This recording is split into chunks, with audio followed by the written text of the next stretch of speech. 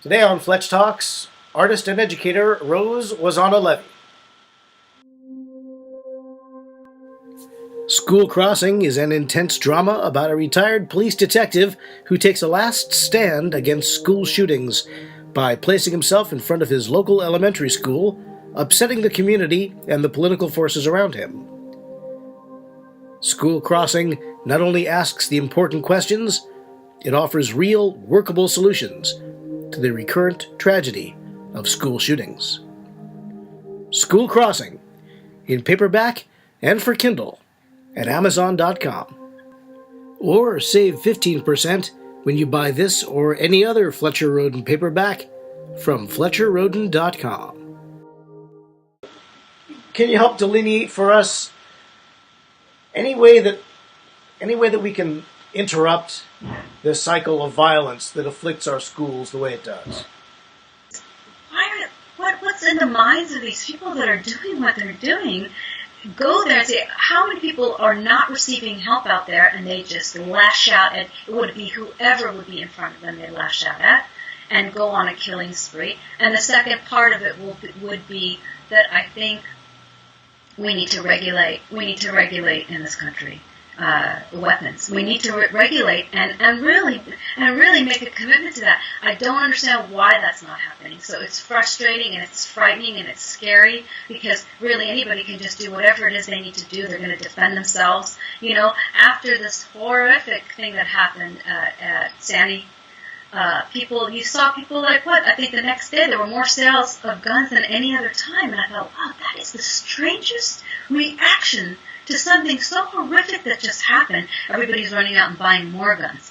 That in itself shows the level of crisis that this country is in. Is the idea to ratify the agencies we have or create a new system?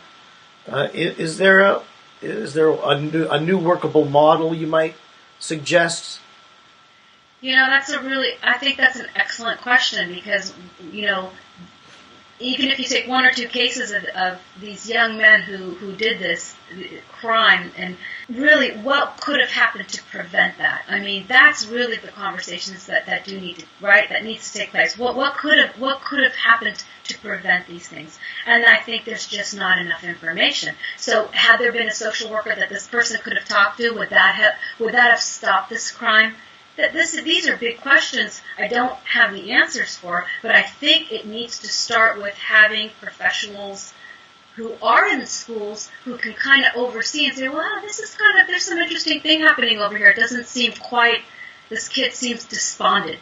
Let's check into it. Why is this kid becoming despondent? So that there are people on staff that can at least, or even teachers that can be skilled or trained. Perhaps that's a new model, where teachers can become more trained and skilled with social workers to see, hey, these are some things to pay attention to, where it might be more than just, hey, this kid's having a bad day. They are withdrawn, despondent, acting a little really not okay. There's something going on here, so that we can kind of address that when it needs to, when we do see it.